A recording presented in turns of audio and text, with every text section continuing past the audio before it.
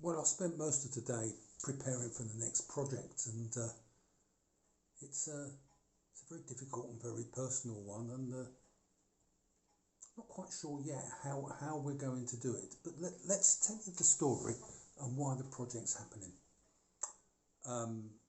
My grandparents were living in Clerkenwell in northeast London, and they didn't have much money. They lived in a block of flats called Compton Flats. They were part of the Peabody Trust, which provided housing for poor people. And they must have been very poor because they lived in a basement flat. And I remember going to that basement flat when I was a boy. Very dark, still had wartime blackout blinds, and absolutely stunk of Wright's coal tar soap, and I still love the smell of it to this day because it reminds me of my grandparents. And they lived there basically in, as far as I can recall, it was just two rooms, a living room at the front and a bedroom at the back, and a small bathroom and a little tiny kitchen just inside the front door. They had three boys. The first was my uncle, Edwin, Uncle Eddie. The second was Uncle Charlie. Uncle Charlie was the middle boy, and the third was my father. My father was Ron, and they were there during World War II. Both Edwin and Charlie went off to fight in the Second World War, and Charlie volunteered to join the RAF. My dad should have been evacuated, and the story goes that he was actually on the train at King's Cross, and my grandmother ran along the platform and pulled him from the window.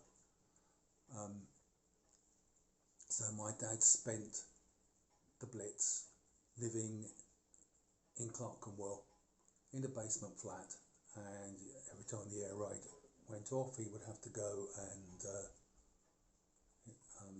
go to the air raid shelter. Uncle Charlie volunteered to join the RAF. So I have here a lot of information that I have collected about Uncle Charlie, and of course the one thing that I've yet failed to tell you is that Uncle Charlie was killed in action on the 18th of October 1943. Beyond that, there was never any other information in the family. He has no known grave. His name is on the wall at Runnymede RAF Memorial. And so it's always been a bit of a family mystery as to what happened to Uncle Charlie. And my children, for my 70th birthday, gave me an assignment. And they gave me some money and some German sausages, and the assignment basically was to go and find Uncle Charlie. And that is exactly what we're going to do next week, which is why I'm making this film now. So here I've got a copy of Uncle Charlie's enlistment papers, and it says here that he volunteered for training as a flight engineer and was awarded his flight engineer badge on the 26th of the 7th, 1943. He appeared to have gone on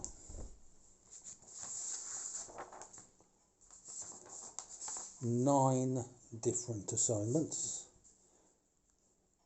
and then was killed in action on the 18th of the 10th, 1943.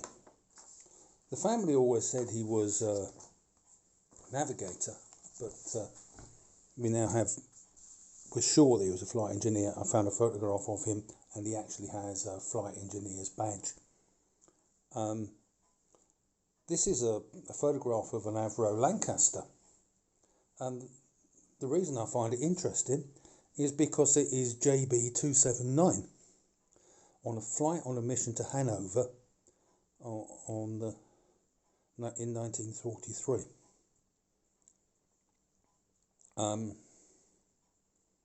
It says on the 19th of the 10th, which is all a bit strange because we know that this aircraft came down on the 18th of the 10th. So there's a bit of a mystery there. But this is Uncle Charlie's Lancaster.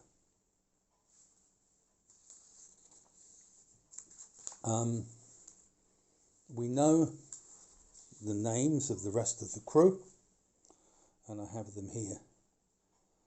And that we know that the rest of the crew, other than Sergeant Stott, who was the wireless operator, and my uncle, who was the flight engineer, not the navigator, the others are all in the cemetery at Becklingen. So we're going to have a look at that. That's the story so far. I've got a bit of a map here.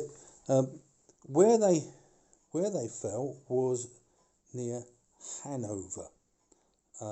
They were actually part of the crew that went to bomb Hanover, and I feel dreadful about it because Hanover was completely flattened, much as Dresden was. But we know that they fell 3 kilometres east of a place called Erikshagen, and 3 kilometres north of a place called Nienburg, which means that the aircraft came down in this vicinity. I've been in touch with the authorities at Nienburg, and there are people that remember the aircraft coming down, and they've given me a pretty good idea of where it was. It was by the sports field, and they give me a name of a road, so I need to go over. When we go, we'll go and have a look, and at least we'll be in the area where things happened. There's other information that's still coming in, much to my surprise, 81 years later, which will relate to you when we get to Hanover.